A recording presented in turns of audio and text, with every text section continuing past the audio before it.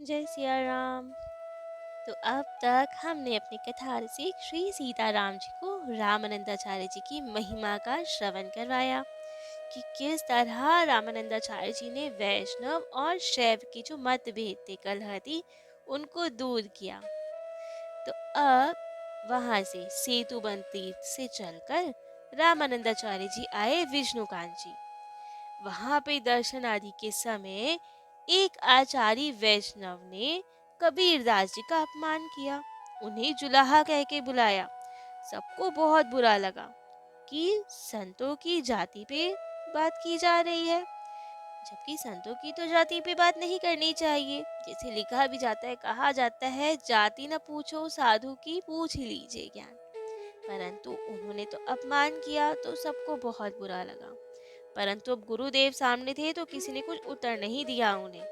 परंतु धरती माता से ये अपमान सहा नहीं गया संत का, और जहाँ पे वो वैष्णव खड़े थे वहीं पे उसी जगह की वो धरती फट गई और वो वैष्णव उसके अंदर समा गए, ये भगवत अपचार देखकर। तब तो ये देखकर सबको बहुत दुख हुआ, और फिर कबीरदास जी ने ही धरती माता से प्रार्थना की कि माता इन्हें क्षमा कीजिए और पुनः इन्हें लौटा दीजिए। तब तो संतों का ये प्रेम भाव देखकर, उनकी करुणा देख के धरती माता ने पुनः उस वैष्णव को वापस कर दिया, और वो वैष्णव भी क्षमा प्रार्थी हुआ इनके आगे। अब श्री विंशुकांशी में खूब भक्ति का प्रचार प्रसार करते हुए अपनी दिग्विजय यात्रा को आगे बढ़ाते हुए रामानंदाचार्य जी पहुंचे श्री रंगनाथ भगवान के धाम श्री रंगम, जहाँ पे श्री संप्रदाय का बहुत था, जहाँ पे रामानुजाचार्य जी थे पहले जहाँ रहते थे, तो वहाँ पे अब श्री संप्रदाय का बोलबाला था। रामानंदाचार्य जी गए, उनकी महिमा सबने सुनी हुई थी, परंतु वहाँ के लोगों में थोड़ी शंका, थोड़े संदेह थे इनकी महिमा को लेकर कि क्या ये सच में राम जी के अवतार हैं, क्योंकि इनका मतपन थोड़ा सा अलग है श्री संप्रदाय से। ये साधु सेवा पे जोर देते हैं, प्रेम भक्ति पे जोर देते हैं, तो क्या है, ये तो सबको ही दीक्षा दे देते हैं। तो इसलिए थोड़ा लोगों में संदेह था। अब ये संदेह को निवारण करना तो आवश्यक था, तो इसके लिए रामानंदाचार्य जी ने अपनी शंख ध्वनि की और स्वयं अंतर ध्यान हो गए। सबके देखते ही देखते रामानंदाचार्य जी कहाँ गए। अब तो सब जगह ढूंढ मची कि रामानंदाचार्य जी कहाँ गए। तब सब मंदिर में दर्शनार्थ गए तो देखा वहीं पुजारी जी के निकट रामानंदाचार्य जी प्रकट हुए श्री रंगनाथ भगवान के पास। रंगनाथ भगवान ने रामानंदाचार्य जी को अपने समीप देखा तो खूब प्रेम से उन्हें आलिंगन दिया, अपने हृदय से लगाया उन्हें, और अपने गले की वही प्रसून में माला, सुंदर फूलों की माला उन्हें पहनाई, और उनके अवतार कार्य की खूब सराहना की। अब तो ये देखकर, उनके प्रत्यक्ष प्रभाव को देखकर सब लोगों के मन की शंका दूर हुई।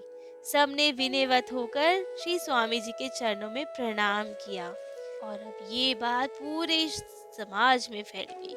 इनकी महिमा का सर्वत्र प्रचार हो गया, और जिसे सुनकर अब तो रंग नगर के लोग दौड़ दौड़ के इनके पास आए, इनके दर्शन किए और इनसे उपदेश पाकर कृतकृत्य हुए। से ही यात्रा करते हुए सर्वत्र भक्ति का, प्रेम का, साधु सेवा का प्रचार करते करते रामानंदाचार्य जी गिरिनार, प्रभाषेस, द्वारकापुरी, आबू पर्वत, पुष्कर जी, बहुत सारे तीर्थ करते हुए पहुंचे श्री वृंदावन धाम।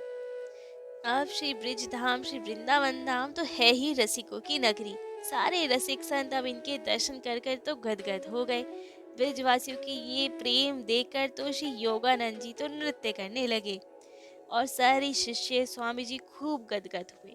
श्री स्वामी जी को तो सभी बालकों में अपने प्यारे श्री कृष्ण जी के दर्शन हो रहे थे, और खूब उन्हें प्रेम लुटा रहे थे। तो इसीलिए सभी ब्रिजवासी बालकों के लिए श्री रामानंदाचार्य जी ने एक वृहद भंडारा किया, झरा भंडारा किया। मतलब खूब झिक कर खाओ, खूब प्रेम से भंडारा किया कि सब बालक, सब ब्रिजवासी बालक खूब प्रेम से प्रसाद पाए। अब ये देखकर तो जब भंडारा चल रहा था, तो एक बहुत ही सुंदर छोटी सी गौर वर्ण की बालिका इनके पास आई। स्वामी जी को प्रणाम किया और अपनी ही भाषा में, ब्रिज भाषा में, बहुत ही अमृतमय वाणी में बोला, ब्रिज में क्या लाला ही रहे, लाली नाए रहे, तो हमें नहीं पवाओगे। तो अब तो ये सुनकर स्वामी जी चकित कि ये छोटी सी प्यारी सी बालिका है, इतनी सुंदर है और ये क्या कह रही है। तो वो बालिका ने ये ही कहा कि सिर्फ बालकों को ही भोजन कराओगे, लाली को नहीं जिमाओगे आप क्या? हम नहीं रहते ब्रिज में। तो अब ये देखे तो इतना सुंदर, इतनी अमृतमय वाणी थी कि बस स्वामी जी तो मंत्रमुग्ध। और तो उन्होंने जब देखा कि लाली कौन है इतनी प्यारी, तो उन्हें आभास हुआ कि ये तो स्वयं राधा रानी है, जो बालिका स्वरूप में आई है। तब तो रामानंदाचार्य जी, अब रामानंदाचार्य जी तो खीर ही पाते थे डेली, डेली स्वयं बनाते थे, वे ही पाते थे।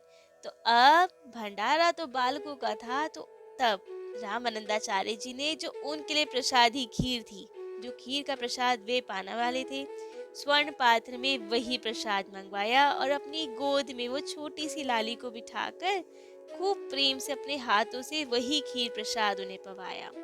तब श्री जी ने साक्षात रामानंदाचार्य जी को दर्शन दिए और अगले दिन अब रामानंदाचार्य जी ने ब्रिज की सभी बालिकाओं को खूब प्रेम से जिमाया। अब की बार पहले सिर्फ बालकों का किया था, परंतु जब राधा रानी ने कह दिया तो अब तो सब बालिकाओं का, सब लालिन का भंडारा हुआ। खूब प्रेम से भंडारा किया और तीसरे दिन बाकी सब ब्रिजवासियों का भंडारा हुआ। तो इस तरह से ब्रिज में तो 3 दिन तक खूब प्रेम से झरा भंडारा चला और सब ब्रिजवासियों को खूब परमानंद प्रदान करते हुए स्वामी जी ने आगे की यात्रा की ओर प्रस्थान किया। अब ब्रिज में खूब बढ़िया भंडारा करके वे आए बद्रिकाश्रम। यहाँ पे भगवान नर नारायण के ने दर्शन प्राप्त हुए। उधर से कश्मीर की ओर गए, वहां पे दिग्विजयी देवेंद्र पंडित जी को इन्होंने शास्त्रार्थ में पराजित किया और भक्ति उपदेश देकर उन्हें अपना शिष्य बनाया। वहां से चलकर नैमिषारण्य, वहां से अयोध्या जी होते हुए पुनः पहुंचे काशी। अब तो काशी में पहुंचते ही इनका दिव्य स्वागत हुआ। इतने समय बाद उनके प्यारे स्वामी रामानंदाचार्य जी वापस आए, ये जानकर तो काशी वासियों की आनंद का पारावार नहीं रहा। जैसे मिथिला में जब राम जी आए तो उनके दर्शन करने के लिए सब मिथिलापुर वासी उमड़ पड़े थे ना, जैसे रामचरितमानस जी में लिखा है, देखन नगर भूप सुत आए, समाचार पुर वासिन पाए, धाए धाम काम सब त्यागी, मनहु रंक निधि लूटन लागी। कि वहाँ पे तो सब मिथिलापुर वासी ऐसे भागे जैसे किसी रंक को खजाना मिल गया हो। जो काम कर रहे थे वो करते करते ही दौड़ पड़े, रास्ते में छोड़ा उन्होंने काम की देर ना हो जाए। जिस स्थिति में थे वैसे ही भाग लिए राम जी के दर्शन के लिए। तो वही स्थिति आज काशीपुरी में थी। सभी नर नारी वृद्ध बालक सभी रामानंदाचार्य जी के दर्शनों के लिए दौड़ पड़े और वहां जाकर सब ने आचार्य पाद की पूजा आरती स्तुति की, खूब प्रेम से दर्शन करके कृतार्थ हुए। अब तो उनके आश्रम में खूब प्रेम से कथा वार्ता सत्संग होने लगा और सभी काशी वासी को खूब आनंद मिला। एक दिन काशी वासियों ने उल्हाना दिया रामानंदाचार्य जी को। कहा कि रहते तो आप काशी में हैं, लेकिन हमें पता चल गया झरा भंडारा वृंदावन में करवा के आए हैं 3 दिन तक, तो हमें भी तो मिलना चाहिए कुछ प्रसादी। तब तो रामानंदाचार्य जी मुस्कुराए और कहा, अवश्य, आपका तो पहले हक बनता है, सब व्यवस्था हो जाएगी। तब उन्होंने अन्नपूर्णा माँ का आवाहन किया, सब रिद्धि सिद्धियों को भंडारे में लगाया और खूब प्रेम से वहां भंडारा हुआ। सभी देवताओं ने भोजन बनाने और परसने का पवाने का कार्य संभाला।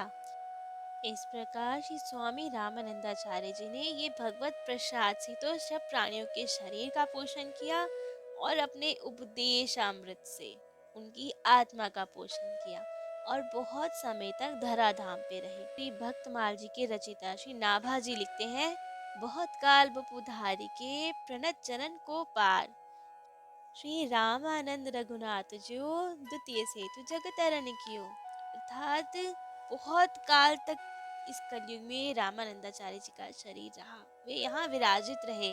श्री रामानंदाचार्य जी 259 वर्ष तक इस धराधाम पे रहे और सबका कल्याण किया। इनके अनंत चरित्र हैं। अब इतने समय तक रहे, इतनी दिग्विजय यात्रा की, यहाँ तो हमने केवल कुछ प्रसंग सुनाए हैं।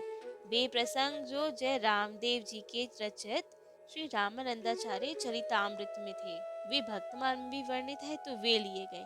बाकी इनके और भी जो चरित्र हैं वे इनके शिष्यों की जब हम कथा सुनेंगे, द्वादश प्रधान शिष्यों की जो कथा सुनेंगे, उनमें साथ साथ श्रवण करते जाएंगे। आपकी परम उदारता का सबसे बड़ा जो उदाहरण है वो ये है, जो प्रमाण है वो ये है कि रामानंदाचार्य जी ने नीच ऊंच का भेदभाव छोड़कर प्राणी मात्र को भक्ति का प्रदान किया। श्री रैदास जी, श्री कबीर जी, श्री सेन जी, श्री धन्ना जी सबको अपनाया और समदर्शिता दिखाई, अद्भुत परिचय दिया समदर्शिता का और भक्ति का गौरव बढ़ाया। तो ऐसे हैं श्री रामानंदाचार्य जी, जिन्होंने प्राणी मात्र को अपनाया, कलयुग तक को अपना लिया। जब भगवान श्री रामानंदाचार्य जी 259 वर्ष के थे तो भगवान जी का दिव्य संकेत पाकर उन्होंने अपनी लीला संवरण की और विक्रमी संवत 1515 में श्री रामनवमी के दिन इन्होंने नित्य स्वरूप में स्थित होकर अपने साकेत की ओर प्रस्थान किया।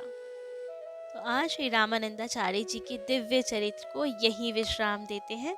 कालांतर में इनके शिष्यों की जब हम कथा सुनेंगे तो वहाँ बीच बीच में थोड़ी थोड़ी इनकी लीलाएं भी आती रहेंगी। तो अब श्री रामानंदाचार्य जी के चरणों में कोटि कोटि नमन। रामानंदा स्वयं रामा प्रादुर्भूतो महिर्तले। से हमारे रामानंदाचार्य जी स्वयं राम जी के चरणों में कोटि कोटि नमन। से असंख्य जीवों को अपनाया, वैसे भी हमें भी अपनाए और खूब भक्ति का दान करें।